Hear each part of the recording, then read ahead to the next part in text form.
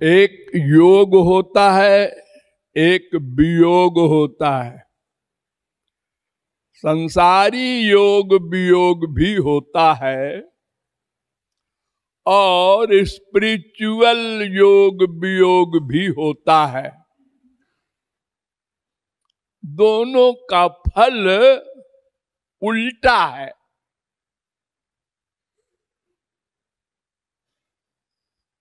मिलत एक दारुण दुख देही और बिछुरत एक प्राण हरि लेही। इतना बड़ा अंतर है। संसार का संयोग हानिकारक है। जितना संसार मिलेगा रहेगा, माँ बाप बेटा स्त्री पति धन प्रतिष्ठा, जिसके पास ये सब जितना रहेगा उसका उतना अधिक नुकसान होगा, क्योंकि सब में अटैचमेंट रहेगा। माँ भी है, हाँ, बाप भी है तुम्हारे, हाँ, बेटा भी है, हाँ, धन भी है, हाँ। अब तुम भगवान की ओर नहीं चल सकते। ये सब तुमको अपनी ओर बांधे रहेंगे, खींचते रहेंगे और सबके दुख में दुखी रहोगे। आज बेटा बीमार हो गया, आज दामाद सीरियस हो गया, सबके दुख में रो, मरते मरते रोते रहो। एक मरा उसके लिए रो, दूसरा मरा वहां जाओ। अरे मरा नहीं, सीरियस है, फिर भी भागो।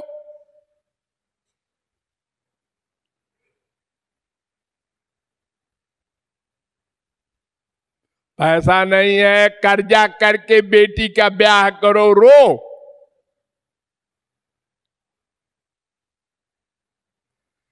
ये सब संसार का दुख हम लोग भोगते रहते हैं,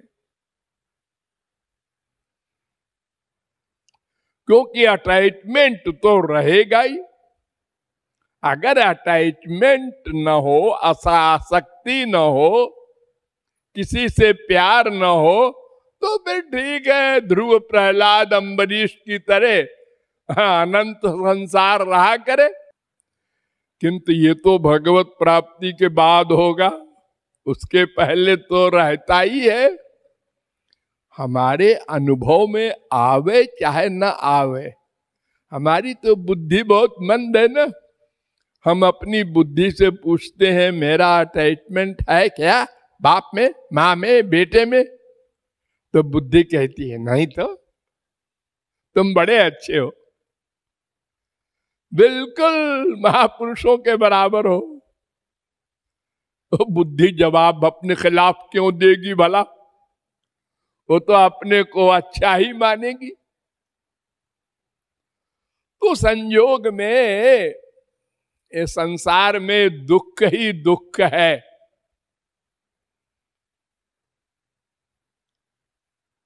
और वियोग में,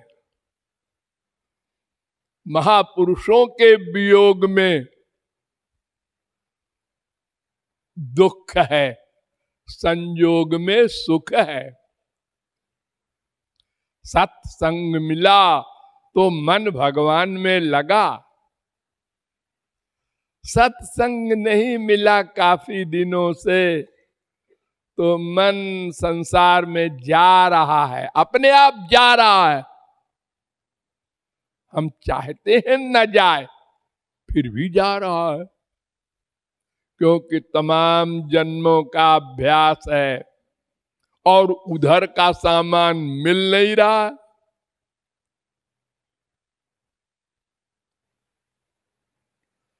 तो इस प्रकार दोनों में उल्टी बात है।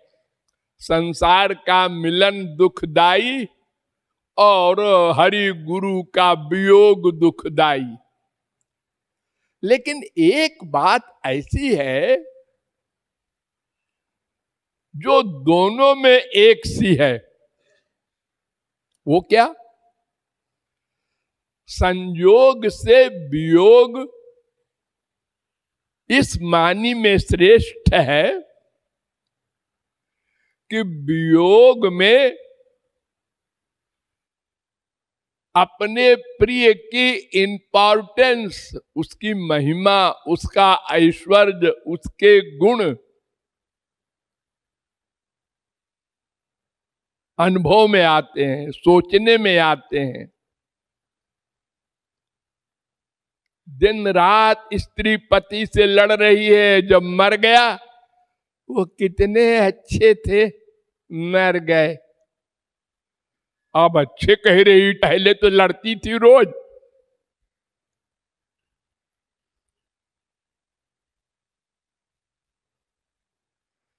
देखो हमारे यहां जितने भी मरते हैं उनके गुणगान होते हैं, शोक सभा होती है, तो कुछ तो गुण होते ही है सब में। लेकिन ओवर एक्टिंग भी होती है संसार में। तो भगवान में तो अनंत गुण है ही है, वहां दोष का सवाल नहीं। गुरु में अनंत गुण है ही है, वहां दोष का सवाल नहीं। वियोग में, हरि गुरु में विशेष गुण का आभास होता है, महिमा का, ऐश्वर्य का। और संयोग में वो चीज रोज मिल रही है, कॉमन है।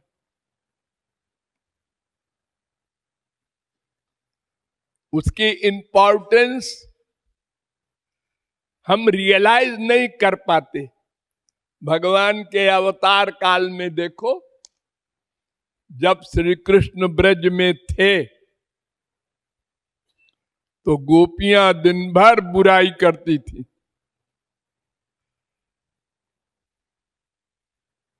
जिसको संसार में कहते हैं अपमान, वो उनके बुद्धि में आता ही नहीं था ये हमसे बड़े हैं या भगवान भगवान है।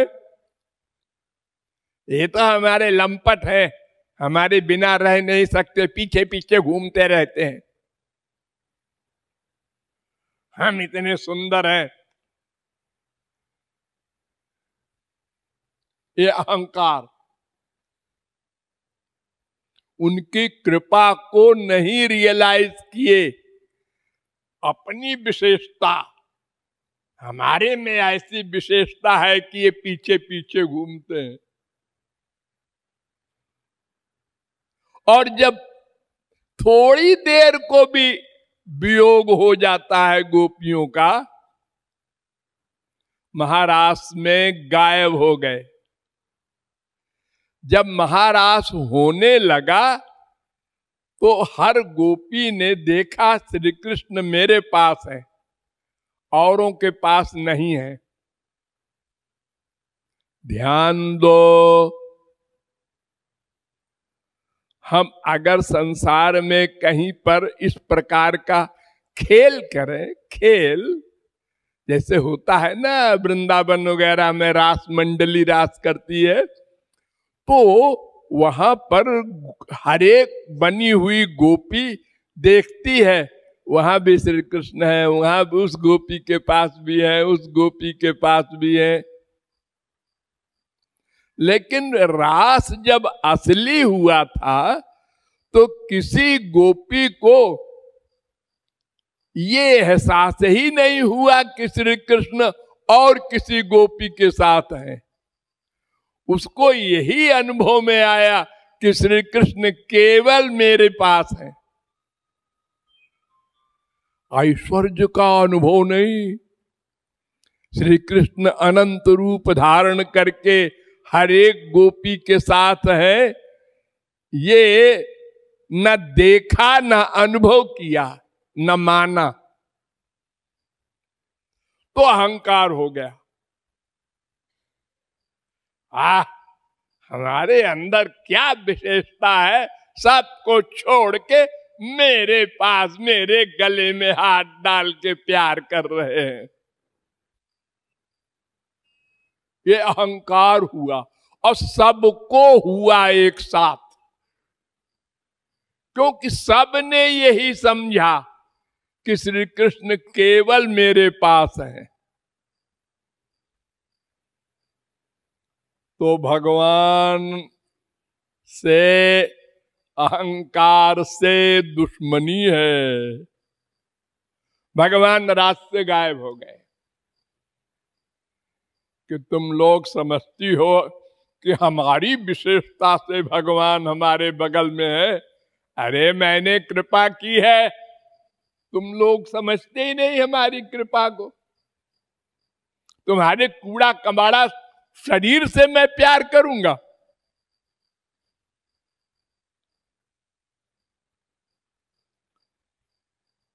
तो गोपियों ने उस समय विलाप किया था वियोग में। ध्यान दो एक एक शब्द पर। तो गोपियों ने कहा था, न खलु गोपिका नंदनो भवा, न खिल देहिना मंतरात्मदृक्, बिखन सार्थितो विश्वगुप्तये, सख उदेयिवान सात्वतांकुले। गोपियां कह रही हैं, मैं जानती हूं तुम कौन हो। जानती हो? हाँ, तुम केवल नंद नंदन नहीं हो, अखिल देहिना मंतरात्मदृक्, सब जीवों के अंतःकरण में बैठे हुए भगवान हो। बिखनसार्थितो, ब्रह्मादिकों के प्रार्थना से तुमने अवतार लिया है, मुझे पता है। तुम अकारण करुण हो, अनंत गुण संपन्न हो, कृपा करके आ जाओ, हमसे गलती हो गई। ये वियोग में कह रही हैं गोपियां। यानी भगवान की महिमा का अनुभव वियोग में हो रहा है और संयोग में नहीं हुआ।